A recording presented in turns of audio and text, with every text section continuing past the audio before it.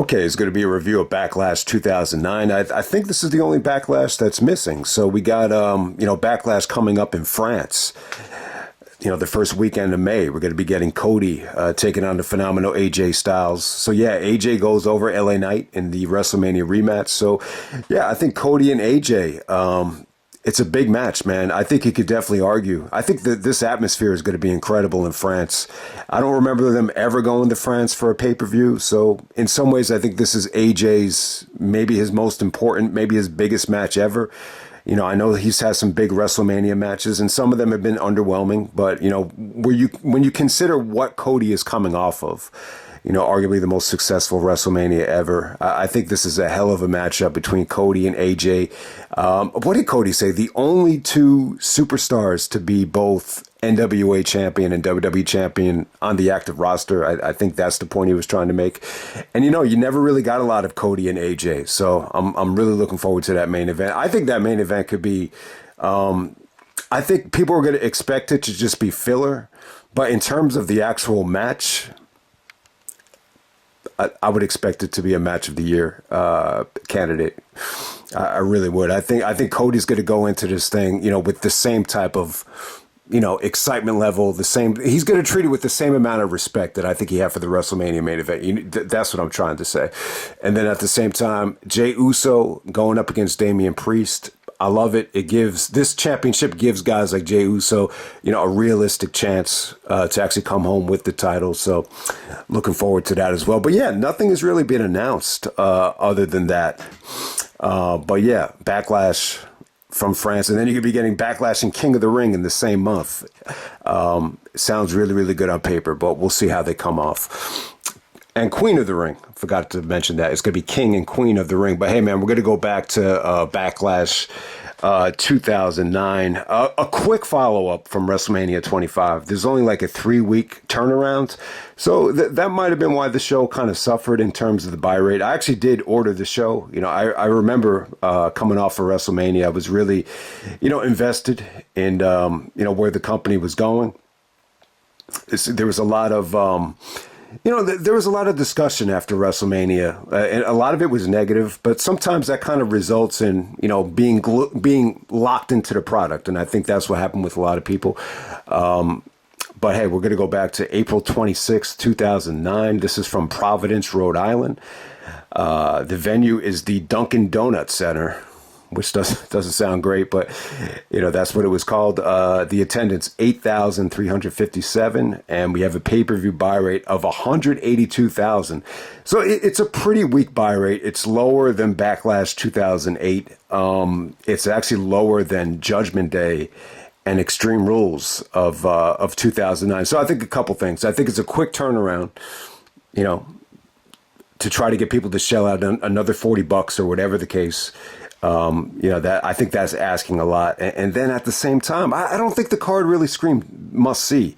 I think Cena and Edge, have kind of been done to death at that point. And I think, the 6-man tag for the championship. Yeah, a tag in situations like this, I think a tag match, especially a 6-man tag, it's something that you're accustomed to seeing on the go-home show or on television the night after a pay-per-view. So I think that was a tough. So even though the championship was on the line, you get the point. I think Cody and DiBiase, especially being in that match at that time, it didn't exactly scream, I think, must-see. So that's how I would kind of explain, this kind of lackluster buy rate. But hey, man, it's still a lot more than what TNA was doing at the time. So the point I was trying to make was I just don't think that's a legitimate excuse that, in 2009, you couldn't order these pay-per-views, on these streaming devices. I just don't see that as the biggest reason why TNA buy rates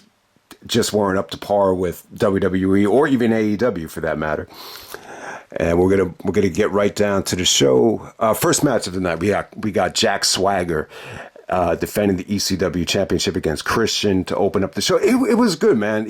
Swagger looked young and really jubilant, athletic. I thought Swagger really looked good. Christian at this time had, he still looked really young here. You can notice he had so much more athleticism back then, even compared to now. now he's really, I would say that, the most recent version of Christian, he's really kind of maximized, himself by being a prick, being an asshole to kind of make up for his athleticism here. He was really good. He was moving great. He actually busted out the WrestleMania 19 finish on Swagger here. That wasn't the finish here, but the fact that he was able to pull off that reverse Rana, it was pretty damn impressive. I just thought they both moved really well here. I think Swagger just had a lot of life to him here. As ECW champion, I think he was good in this role. I think it was fine. So it's just funny that they had ECW at this time. It's funny. ECW was really good in 2009, right before. I think this is its last year, but it kind of became like a pure wrestling company, almost like very much like an NXT, where you just put a lot of up and coming young stars there. And then at the same time, you put guys like Christian and Matt Hardy there as well, guys that are still trying to get back in, the good graces of Vince. So that's how we'll kind of explain what ECW was at that time. I think Truslayer even said that there was a time, that ECW was like the best pure wrestling show on TV. It kind of felt like that at that time, especially during the Main Event Mafia days. So I guess that will be it in 2009. This is probably the year where ECW was like really, really good. So yeah, pretty creative finish here. They're actually both trying to take off the turnbuckle and expose it. Christian kind of beats Swagger to the punch. Referee doesn't see it. Christian's able to nail Swagger on the exposed turnbuckle, hits the Unprettier for the finish there. So just good stuff. Didn't overstay his welcome, but just quick, athletic, fast-paced. Christian wins the ECW championship. So my only negative about this is when you look back on it, when you got Christian coming off of that incredibly successful TNA run where he might have been the MVP of the company, from 06 to 08. It just felt like he was being punished. It felt like he had to kind of earn his stripes back. Realistically, when you got Christian this young, looking this good, I just think he should have been utilized a little bit better. If you want to say, man, he should have been main eventing at this point, maybe that's asking for too much. I just think him being in this felt like a developmental situation. It just felt like he deserved better at that time, especially coming off of WrestleMania where the fans actually cheered Christian over Punk. So just keep that in mind. All right, next up we have Chris Jericho taking on his idol, Ricky the Dragon Steamboat. So yeah, I've talked about this during the WrestleMania 25 situation. Jericho always favorite wrestler of all time, I guess, was Ricky Steamboat. There's actually a picture Jericho has of meeting Ricky Steamboat. He's getting I think Jericho just asked him. He's like, how much do you weigh and how tall are you? Because Jericho was seriously considering, becoming a wrestler, but he wasn't sure if he could make it. But when Steamboat told him exactly how tall he was and how much he weighed, it clicked. Jericho said, yeah, I could actually do this. Like, Steamboat is like really not that much bigger than me. So someone actually took a picture of them and Jericho's making like this weird face and Steamboat looks like he's like high or drugged out. It's actually a funny picture. You could probably find it online. I think it was in that Walls of Jericho. Well, it was in those Jericho documentaries. Probably both of them. But yeah, this was good stuff, man. And it's funny here. Jericho, he still looks kind of fat here. Like he for some reason, it always felt like being in shape and conditioning was always an issue. I think ever since he lost the Undisputed Championship, like conditioning has always been kind of an issue for Jericho. I'm not sure exactly why, but at this time he was still pretty good though. Like he's still in his 30s.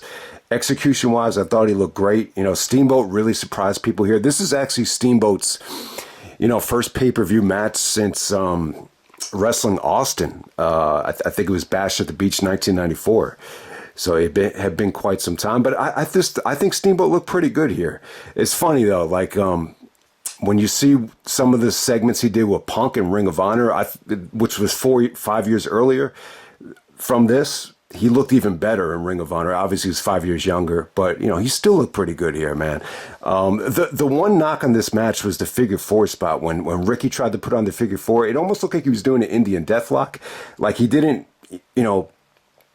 step around and rotate the way Flair does for the figure four. So that looked a little bit weird. I didn't think it really hurt the match at all. I just thought he was going for a different version of the figure four. But yeah, everything here was good though.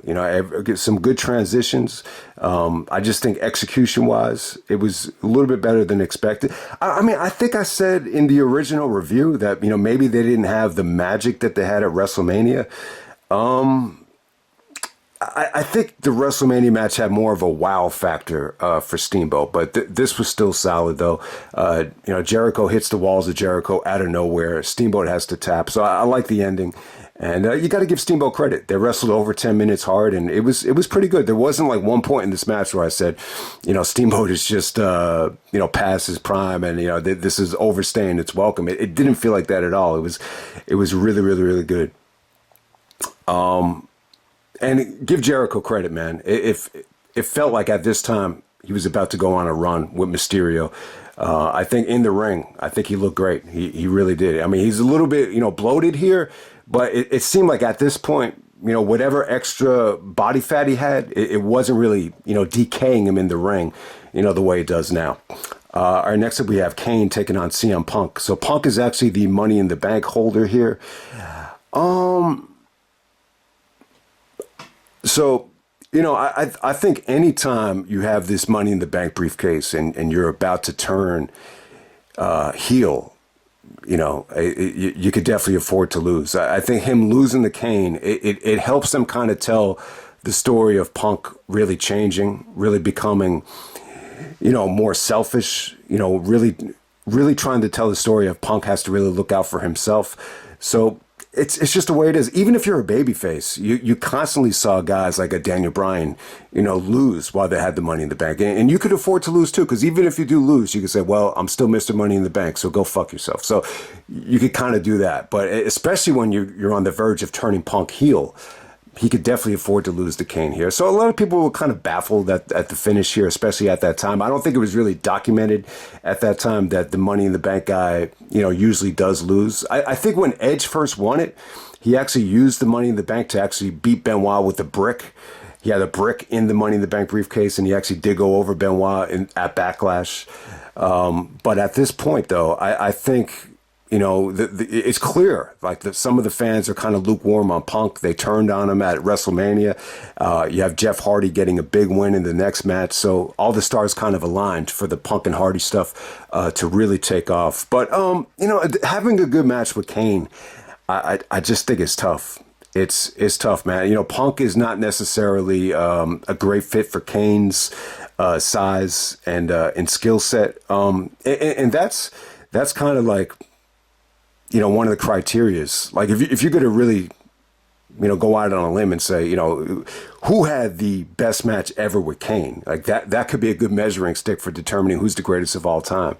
I would really go with Kurt Angle. I think when you look at the Kurt Angle and Kane matches, Angle probably did a better job than anybody of just getting Kane off of his feet. If you're going to ask me, like, who had the best match with Kane overall, I'll probably go with Benoit at Bad Blood. Even guys like Shawn, really struggled to have good matches with Kane.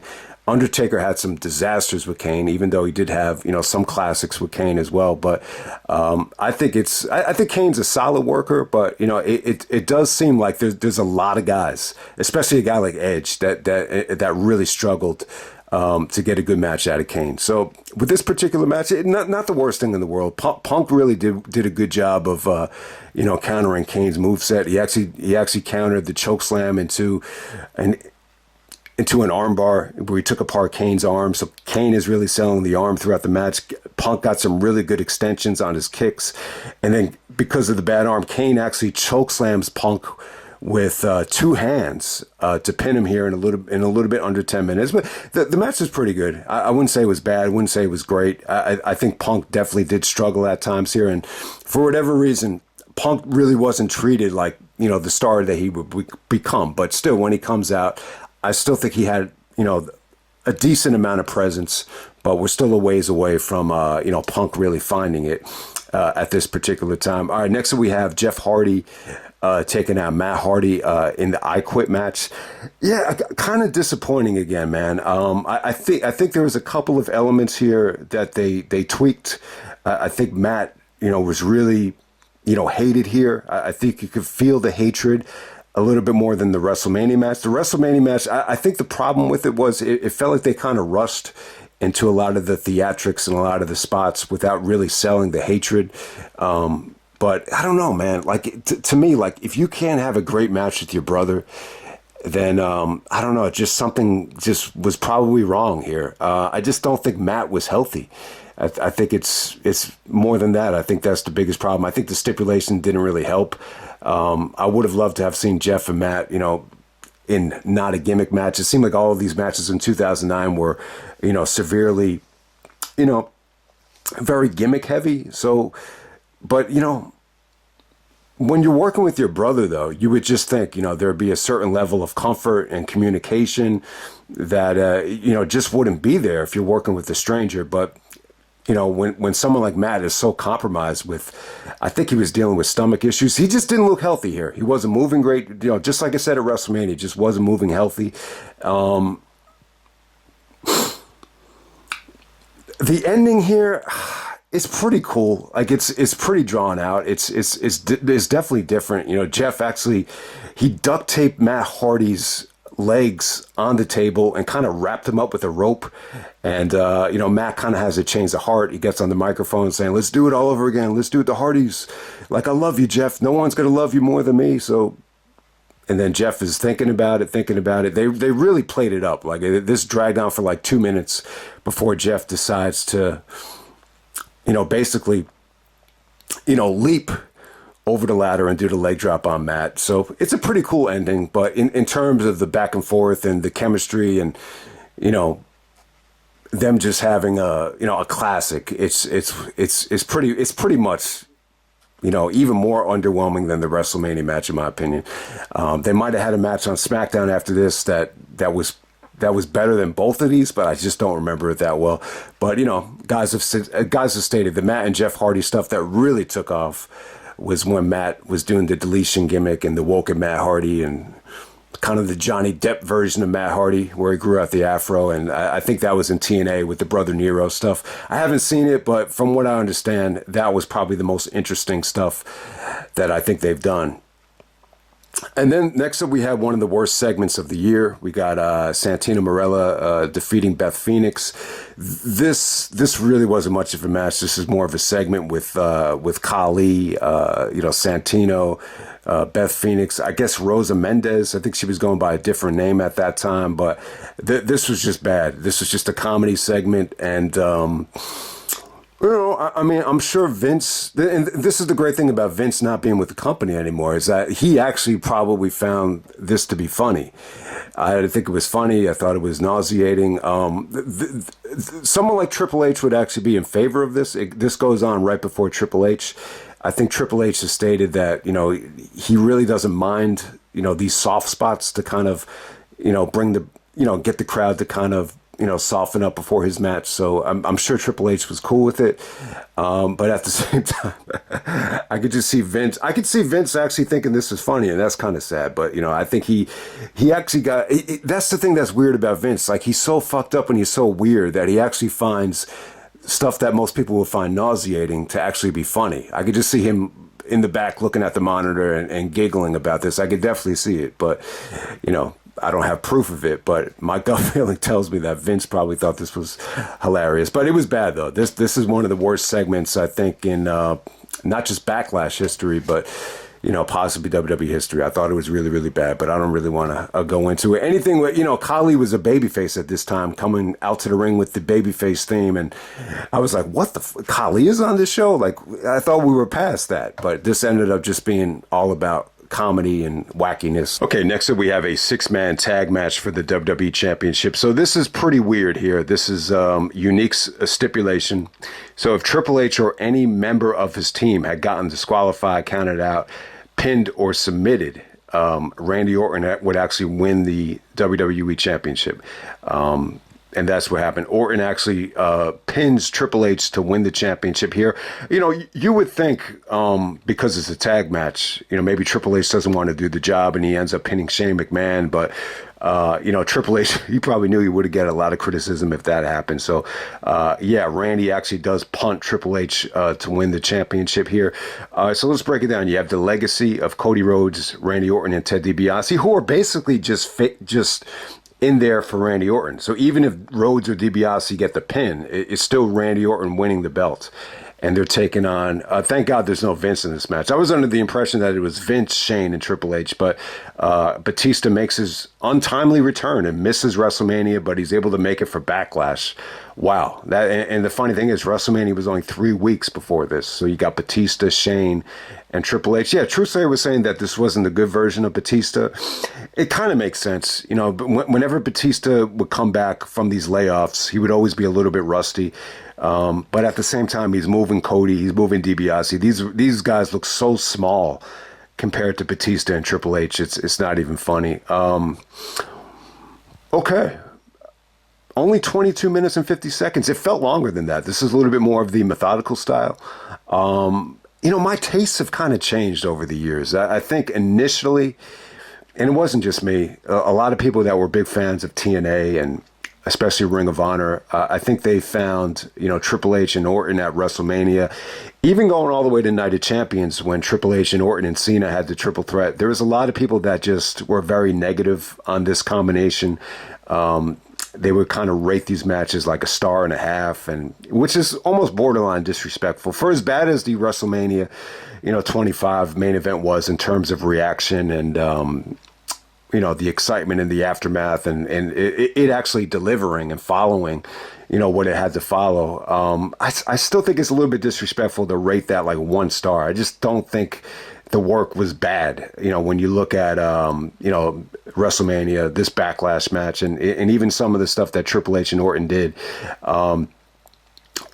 I don't think this is the match that should have happened at WrestleMania. Doing a tag match at WrestleMania just... That sounds awful. That just sounds like a disaster. If anything, I think when I go back in time, if you still had to do Orton and Triple H in the main event of WrestleMania, I would agree with everybody. I think most people would agree that should have been a street fight, in the main event, no holds barred, however you want to call it. And then the only thing I would change was I would want Randy Orton to go over. I think that was a situation where, Randy is being groomed.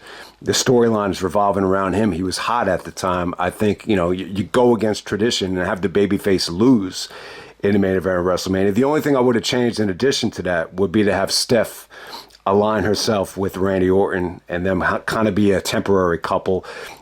And I understand a lot of people would hate that idea, but you could always find a way out of it. I think if you transition to Cena, you could always have Steph turn on Orton and then just, do whatever. But I know the biggest obstacle in the way of that would be Triple H just wasn't cool with it, for whatever the reason. But that's the only thing I would have changed about that. But yeah, man, this was pretty good though. It was pretty damn good. I think the positives of doing the tag match were, I think it was a great experience for Cody and Teddy, even though some people kind of argued that they didn't really belong here. At the same time, whenever Triple H did get the hot tag and did get into the ring, I thought he looked awesome. I think the tag match kind of, lowered the burden of him having to be in there for 20 minutes and his legs giving out on him and, him losing any sort of stamina and mobility. It really, catered to Triple H's strength. So I like that about it. When I'm looking at Cody here, it's incredible, man. It's like he's so close.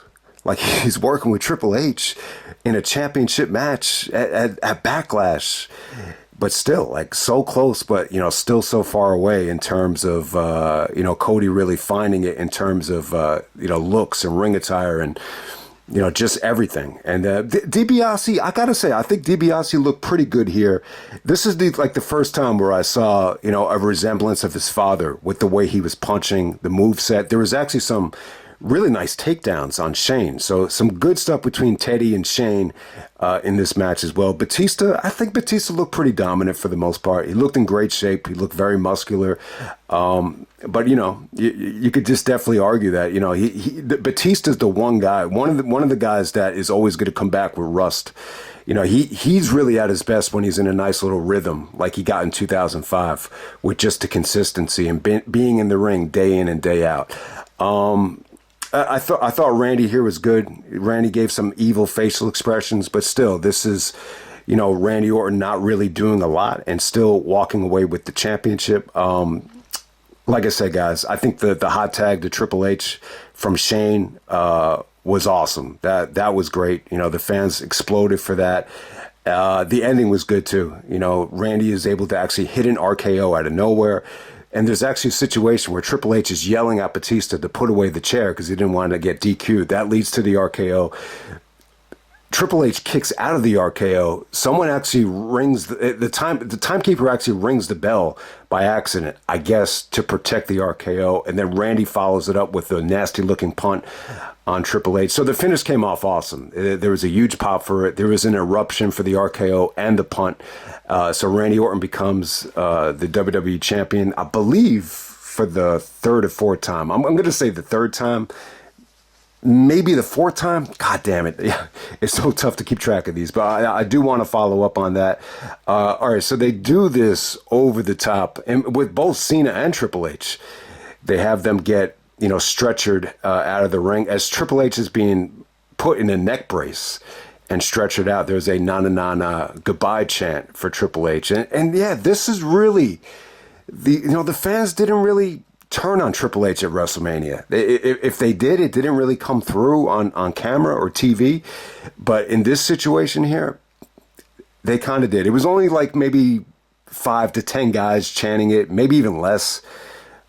But hey, if you want to find one moment where, fans legitimately turned on Triple H as a babyface, this would be it. But yeah, the story of Randy Orton and Triple H has been building since 2004. So, and they even talked about this on commentary, that every single time Randy Orton had lost the WWE Championship, it was Triple H that took it from him. So I'm trying to think now. Yeah, Unforgiven 2004, he lost the world title at the very next pay-per-view after SummerSlam to Triple H. I'm trying to think, what was the next one after that? I think you got to go to No Mercy. So Cena gets hurt because of Mr. Kennedy, right? And he has to vacate the title. I think Randy, is it true that Randy actually was awarded the world title at No Mercy? And then Triple H comes out and takes it from him. And then Randy Orton wins it back in the main event of No Mercy in a last man standing match. And that's where Randy wins it for the third time. And then Triple H takes it from him down the road that school year at Backlash in the finals of the Fatal 4-Way Elimination match. I think that's pretty much how it played out. But yeah, it was pretty funny that Triple H ended up taking the belt every time Randy Orton had it.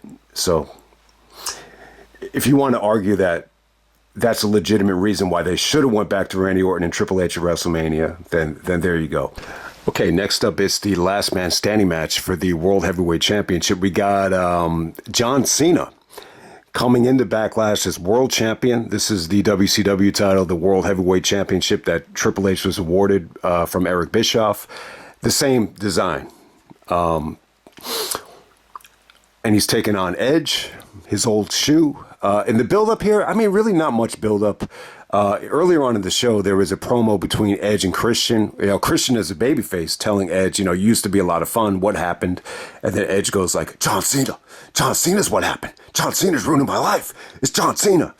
So there you go with that. So yeah, you wish that Christian and Edge had been interacting more at this time instead of Christian being in ECW, because, there wasn't a lot of time. Edge would tear his Achilles and then you kind of missed out on it. And then, Edge breaks his neck and then that's it.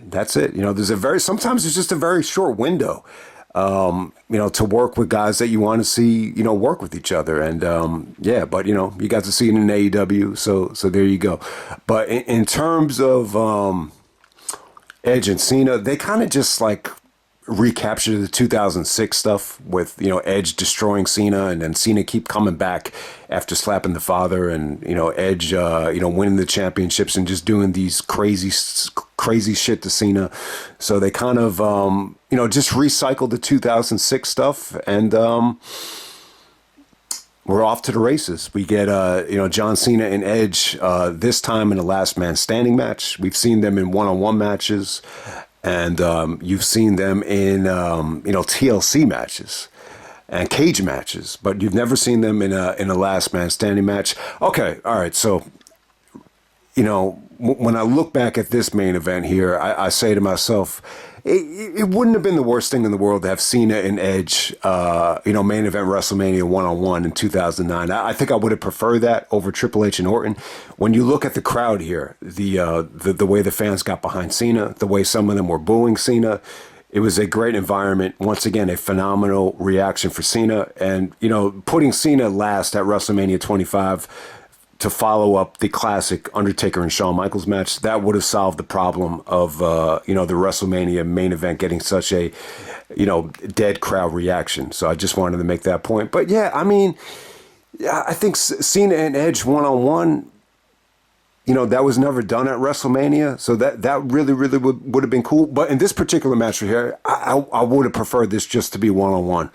I think if this was just one-on-one, it would have been beautiful. It would have been great. This was still great. What really hurt the match for me, and it didn't really bother True Slayer. I remember back in the day it bothered Crazy Mike, and I totally agree with him. He said, I just could not get into this match. He said, I just knew there was going to be some long, drawn-out, over-the-top finish, and I would agree with him. I think the problem with this match, too, was there's so many, 10 counts. Charles Robinson, how many fucking times does he count to 10 here? It was just too many times. This isn't a problem that you would never necessarily notice in a classic last man standing match that Jericho and Triple H had, a fully loaded 2000. That went by so fast. It was so action packed. I didn't feel like it dragged or anything. But hey, other than that though, I think the effort was great. I do think there's a lot of lag here. You clearly knew, because Big Show wasn't involved on the pay-per-view yet, you knew he was going to interfere. I think looking back on it, it was pretty much predictable, to expect the ending that we got here. But in terms of the action, I think it was great. I think, for the most part, Cena looked great. He looked athletic. He looked healthy. He looked a lot better than he did in 2006. So in some ways, it's the best version of Cena and Edge. This is Edge before he, was going to tear his Achilles later on that summer. So Edge is really young. He's healthy. He's moving great. So it's really prime Cena and Edge. I just wish it had been a, just a pure wrestling match instead of the gimmick. But hey, they did some great stuff out there. They took a lot of chances. They did some creative bumps. There was a lot of times where both guys were laid out and they got back up right before the 10 count. This might have been the first time Cena busted out the avalanche attitude adjustment. I don't think I remember seeing him do it at this point. Think about it. He did that so many times. I think he did it to AJ and he did it to a lot of different guys. But, I think Edge was the first one to take it. So give Edge credit. Very ballsy, especially, at this time he's still recovering from, neck surgery. And he's still taking that incredible, avalanche attitude adjustment. And that was pretty shocking, too. I'll give this match credit because I think at the time, that seemed like a reasonable finish. But, maybe Cena had done that before. I just don't think he had. There's another situation here where Cena goes for the leg drop off the top rope. Edge actually does the spear in midair to Cena. Another dangerous spot, another really well executed spot by Edge. I thought that was cool. And then, the shocking spot of the night, Cena actually does the attitude adjustment to Edge into the fans. So there's a bunch of developmental guys or OVW guys. And this is the problem with it. When you look back on it, I would have said, do not wear any WWE merchandise. You got 4 or 5 guys. They're all wearing the John Cena hustle, loyalty, and respect shirt. It would have come off a little bit better if you just had them just wear regular T-shirts. Because they're all wearing WWE shit, it looks like developmental guys. So that's how it would kind of, that's the only thing negative about that. But it's a pretty cool spot, though, to do the attitude adjustment in the fans. It's like, oh, holy shit, like nobody is safe. So that was pretty cool. Then they, go all over the arena. They're actually backstage by the concession stands. And then they end up by the Titantron area. And yeah, they do some pretty cool stuff off the ramp. I think Edge does the execution on the ramp. Cena gets up from that. Cena's about to hit him with the attitude adjustment off the stage. Then all of a sudden, Big Show just comes out of nowhere and choke slams him through a spotlight. And then the spotlight breaks. You see a bunch of pyro, and then you see fire. I don't know if the fire was supposed to be there. So, see, it'd be really, really cool to see, to have Cena actually reflect on some of these matches, especially this match right here. But, if Cena really did get injured, you would have remembered it. You would have remembered, Cena going down. But, Cena was fine after this. I think, I'm going to assume that this spotlight was just sugar glass. So that would explain why Cena was okay here. The pyro stuff looked awesome, though. It looked really, really cool, especially the fact that there was fire there. I think that kind of gave it an element of, holy shit, this is dangerous stuff. Because you remember, he still considers his most dangerous bump ever. The Rumble bump where he went into the pyro and he almost got electrocuted. But, there was fire extinguishers there. They put out the fire right away. So I'm going to assume that glass was sugar glass after the Shane McMahon fiasco. I'm sure they wouldn't make that mistake again. So Edge actually gets up and he takes the 10 count and he takes the title. And so Edge is the brand new World Heavyweight Champion for the 7th, 8th, 9th, 10th, 11th. I can't even remember how many times, but Edge wins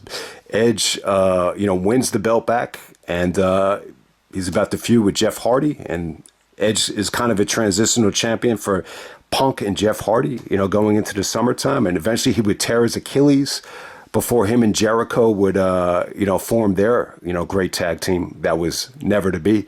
So yeah, Backlash it's a pretty good show. I wouldn't say this is like a top 15 pay-per-view of all time, like the WWE did on their website, but it's pretty good. I think 2009, this WrestleMania season was pretty damn good. I think the Rumble it wasn't a great show, but it was a solid show with Randy Orton winning the Rumble.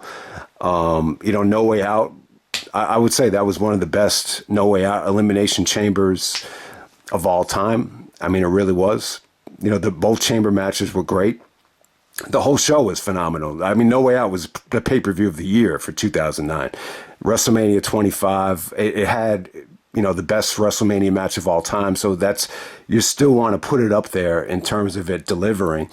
And, Backlash was really good. I remember Judgment Day being good. Extreme Rules had a phenomenal main event with Punk cashing in.